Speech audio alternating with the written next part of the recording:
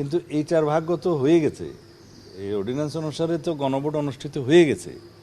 এখন এটার আর কোনো সামনের বাধ্যবাধকতা নেই। যে গণভোটটা হয়ে গেছে সেটা সাংবিধানিক হলো না সংবিধান বহির্ভূত হলো, এই ডিসিশনটা কে নেবে? না, এটা গণভোট অধ্যাদেশ যেটা হয়েছে এটা একটা অধ্যাদেশ, এটা কোনো সংবিধানের অংশ ছিল না। সেটা যে কারণে প্রণয়ন করা হয়েছিল সেই গণভোটটা অনুষ্ঠিত হয়ে গেছে। এটার অধীনে সামনে আর কোনো গণভোট অনুষ্ঠিত হবে না। এইটাকে আবার অনুমোদন করে বিল আকারে নিয়ে এসে আইন বানানোর কোনো অর্থ নেই।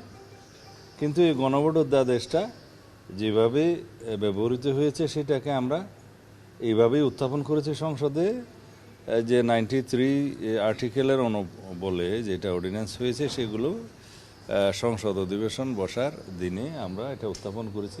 30 দিনের ভিতরে অর্ডিন্যান্সগুলোর ভাগ্য নির্ধারণ হয়।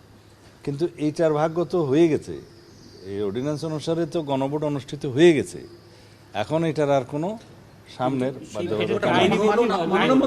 যে গণভোটটা হয়ে গেছে সেটা সাংবিধানিক হলো না সংবিধান বহির্ভূত হলো, এই ডিসিশনটা কে নেবে? না, এটা গণভোট অধ্যাদেশ যেটা হয়েছে এটা একটা অধ্যাদেশ, এটা কোনো সংবিধানের অংশ ছিল না। স্টে সেফের ডাবল লেয়ার প্রোটেকশনই পিরিয়ডের হেভি ফ্লোর দিনগুলোতে আমাকে রাখে নিরাপদে। Stay safe. সংবিধানে না থাকলেই যে গণভোট হবে না এরকম কোনো সংবিধানে কিছু নাই। তো সুতরাং আইন প্রণয়ন হয়েছে অধ্যাদেশের আকারে একটা গণভোট অনুষ্ঠিত হওয়ার জন্য, তো সেটা করেছে। সেই অধ্যাদেশটার ব্যবহারও শেষ হয়েছে, এটার কেউ কোনো বিরোধিতা নেই। কিন্তু এই আইনটা আবার সংসদে ধারণ করে ভবিষ্যতের জন্য ব্যবহার করার কিছু নাই। এই গণভোট যেটা হয়ে গেছে সেটা হচ্ছে আইনটাতে বলা আছে যে এই গণভোট হওয়ার পরে আইনটি অকার্যকর হবে, প্রত্যেকটা গণভোটে তাই হয়। কিন্তু প্রশ্নটা হচ্ছে যে পার্লামেন্টে যে রেকটিফাই করার যে বিষয়টি থাকে সেই জায়গায় আপনারা রেকটিফাই করতে উত্থাপন হয়েছে, সে যেটা অধ্যাদেশ সেটা উত্থাপন হয়েছে। যে অধ্যাদেশগুলো যেমন সীমানা নির্ধারণের জন্য আছে, যেমন আরপিও আছে, এগুলোর ভবিষ্যৎ এফেক্ট আছে। তো সুতরাং ওগুলো ওভাবে আমরা রেটিফিকেশন করতে হবে। আবার সীমানা নির্ধারণ হবে আগামী 10 বছর অথবা আদমশুমারি যেটা আগে হয়। তো সুতরাং এগুলো আইনে পরিণত করতে হবে, রেটিফিকেশন করতে হবে। এইটা রেটিফিকেশনের কিছু করার নেই।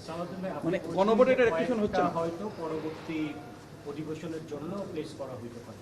তো 30 দিনের যে টাইমলাইন আছে ওইটা ক্রস করলে মানে এইটা কি আসলে সংবিধান সম্মত হবে?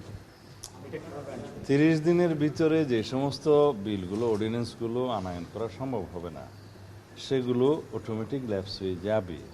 কিন্তু ওই কিছু কিছু অর্ডিন্যান্স আমাদেরকে আবার বিল আকারে নিয়ে আসতে হবে নেক্সট সেশন অথবা তারপরের সেশনে, যেগুলো আমরা আইন আকারে চাই। তাতে অসুবিধার কিছু নাই।